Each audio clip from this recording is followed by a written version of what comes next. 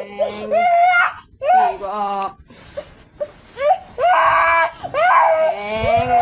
แพงเดี๋ยวมันก็ทราบ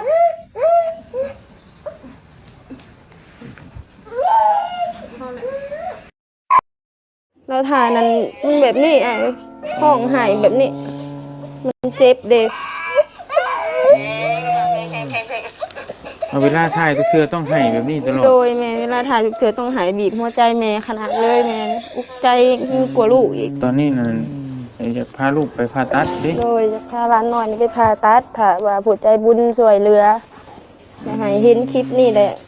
ซอยกันผู้ละ5,000 10,000ซอยร้านหน่อยให้ร้านหน่อยมีอัน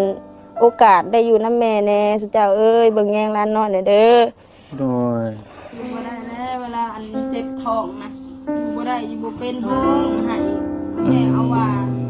เอานี่โอ้ยสิตายแล้วน้ำลูกมาซอยอย่าให้ลูกอย่าให้เนาะพี่น้องเนาะนะสบายดีพ่อแม่พี่น้องที่อยู่ฝั่งลาวและก็ฝั่งไทยเบิดสู่คู่สู่คนเนาะพี่น้องเนาะ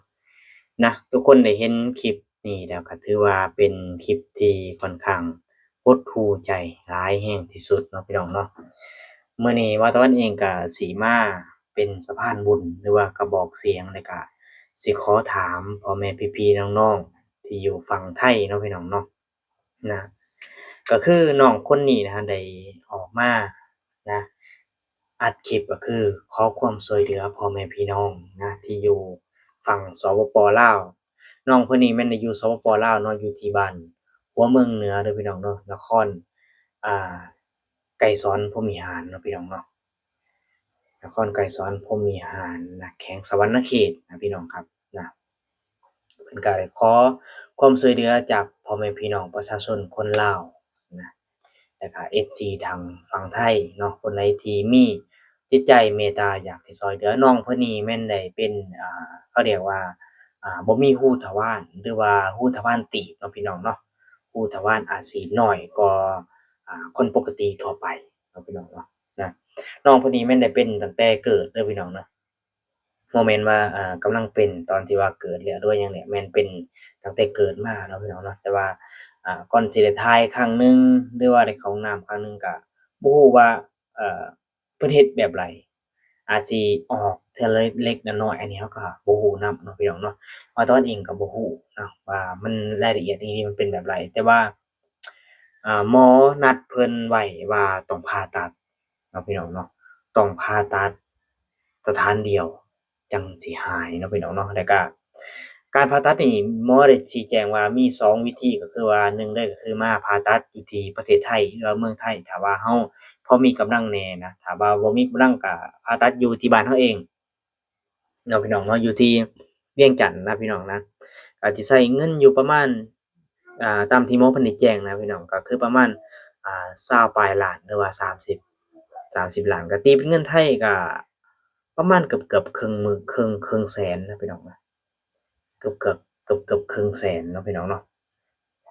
นะแต่ว่าถ้าอยู่ประเทศไทยตามที่หมอเพิ่นได้แจ้งนะตามที่ว่าตอนเนี้ยได้เข้าไปฟังเบิ่งเนาะก็ประมาณ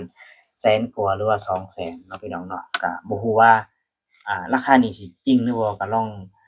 อ่าถามพี่ๆน้องๆนะ FC ที่อยู่ฝั่งไทยเนาะพี่น้องที่อยู่ฝั่งไทยเนาะพี่น้องเนาะก็บ่ตอนมีโอกาสได้เห็นคลิปแล้วก็ถือว่าเป็นคลิปที่ค่อนข้างเห็นแล้วก็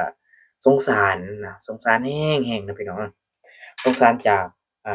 หัวใจเลยก็ว่าได้เพราะว่าบ่าวตอนเองก็มีลูกน้อยเนาะก็สิเข้าใจหัวอกคนเป็นพ่อเป็นแม่ดีนะยิ่งลูกเจ็บลูกปวดนี่บ่อยากให้เป็นเลยพี่น้องเนาะอยากให้เราเป็นแทนดีสุดแต่ว่ามันก็เฮ็ดบ่ได้นะพี่น้องนะ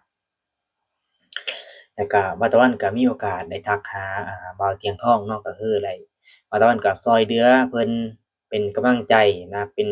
สะพานบุญนะเป็นกระบอกเสียงบ่าวตะวันก็ช่วยเพิ่นบ่หลายเนาะพี่น้องเนาะก็ เป็นเงินลาวเราก็ประมาณ100,000กีบเนาะพี่น้องเนาะก็ช่วยเหลือเพิ่นก็ขอให้น้องเพิ่นนะได้ไปผ่าตัดนะผ่าตัดแล้วก็ขอให้น้องหายไวๆแล้วก็มาอยู่นำพ่อนำแม่ใช้ชีวิตแบบปกติเนาะพี่น้องเนาะอันนี้ก็บ่ฮู้ว่าเป็นโรคแบบนี้เราบ่ฮู้ว่าเป็นโรคอิหยังเนาะบ่ฮู้เพราะว่าน้องนี่แม่นได้เป็นตั้งแต่เกิดนะพี่น้องบ่แม่นว่าน้องสิกำลังเป็นเนาะพี่น้องเนาะน้องน่ะเป็น เป็นตั้งแต่ตั้งแต่เกิดมาเนาะเ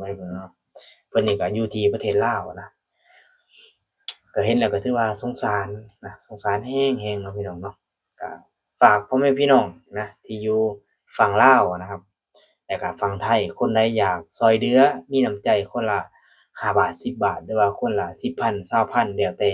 ตามกำลังศรัทธาเพื่อให้น้องได้ไปผ่าตัดเพื่อให้น้องได้ไปกลับมาใช้ชีวิตนำพ่อนำแม่เนาะถ้าผู้ใดอยากช่วยเหลือสนใจก็ลองติดต่อหาเพิ่นได้เนาะบ่าวเตียงทองแล้วก็บ่ต้องติดต่อมาหาบ่าวตะวันเด้อบ่าวตะวันเป็นแค่สะพาน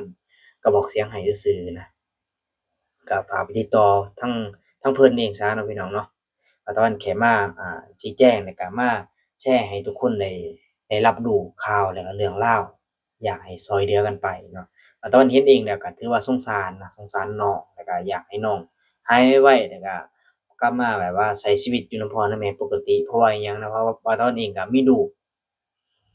แม่นน้องเพิ่นนี่ก็1 ขวบกับ7 เดือนเด้อพี่น้องเด้อของลูกของบ่าวตอนเองก็ประมาณ2 ขวบกว่าๆ2 ขวบกับ4 เดือนสิโตกว่านิดหนึ่งเนาะพี่น้องเนาะแต่ก็ปกตินะถ้าเราได้เห็นลูกเราที่แบบว่าเพิ่นกำลังแบบว่าหรือว่าบ่สบายจังซี้คือเราเห็นลูกเราเจ็บป่วยจังซี้หรือว่าท้องอืดจังซี้นะพี่น้องนะกินนมผิดจังซี้นะ ขนาดลูกเรานี่โอ้เห็นแล้วยังแบบว่าเพิ่นบ่ได้ถ่ายนี่เพิ่นยังอึดอัดอืดท้องแหน่จนได้พาไปหาหมอพาไปให้หมอเพิ่นเบิ่งนี่น้องเพิ่นแม่นคือว่าถ่ายบ่เอาง่ายๆว่าถ่ายบ่ออกเนาะพี่น้องเนาะเพราะว่าอิหยังเพราะว่ารูทวารน่ะพี่น้องนะรูทวารมันแคบแล้วมันน้อยกว่าปกตินะพี่น้องนะ น้อยกว่าปกติที่คนทั่วไปที่เขามีนะพี่น้องนะแต่เวลาน้องสิถ่ายครั้งหนึ่งน้องก็ไห้นะไห้แล้วก็เจ็บท้องปวดท้องแบบทรมานนะเว้าง่ายๆนะแบบทรมานเนาะตามที่หมอเพิ่นได้แจ้งว่ามีวิธีเดียวสิหายก็คือว่าต้องผ่าตัดเท่านั้นแล้วก็การผ่าตัดนี่บ่แม่นว่าสิผ่าตัดได้เลยเนาะพี่น้องเนาะเพิ่นคลอดออกมาแล้วเพิ่นก็บอกว่ารอให้น้องนี่ใหญ่กว่านี้ก่อนแล้วก็เติบโตกว่านี้ก่อนถึงสิสามารถผ่าตัดได้นะพี่น้องนะ แต่การน้ำหนักนี่ต้อง8 กิโลขึ้นไปหรือว่าน้ำหนักต้องอยู่ในเกณฑ์ที่หมอเพิ่นคิดว่าปลอดภัยเนาะพี่น้องเนาะแต่ตอนนี้เพิ่นก็รวบรวมเงินได้ประมาณอ่าแต่ในมื้อนี้อาจสิหลายขึ้นแล้วแต่ว่าตอนฟังมื้อวานนี้ก็ประมาณ5,000,000กว่าๆนะเป็นเงินกีบนะพี่น้องเนาะเป็นเงินกีบตอนนี้ก็ 1,000 บาทเท่ากับตีเป็นเงินลาวก็600,000ตอนนี้680,000 680,000พี่น้องก็ลองคูณเอาเนาะพี่น้องเนาะ นี่เด้อพี่น้องครับบาดอนก็สิออกมาขอชี้แจงในคลิปนี้ก็คือว่าอยากให้ทุกคนนะกดไลค์กดแชร์เนาะพี่น้องเนาะถ้าเราบ่ได้ช่วยเหลือเรายังกดแชร์ก็ถือว่าเป็นสะพานบุญให้ก็ยังดีเนาะพี่น้องเนาะคลิปนี้ก็สิมีประมาณนี้ฝากทุกคนนะเข้ามาคอมเมนต์เข้ามาพูดคุยหรือว่าอยากสิช่วยเหลือก็ติดต่อหาทางเพิ่นได้เลยเด้อพี่น้องเด้อคลิปนี้ก็สิขอลาทุกคนไปก่อนเนาะสบายดีสวัสดีครับ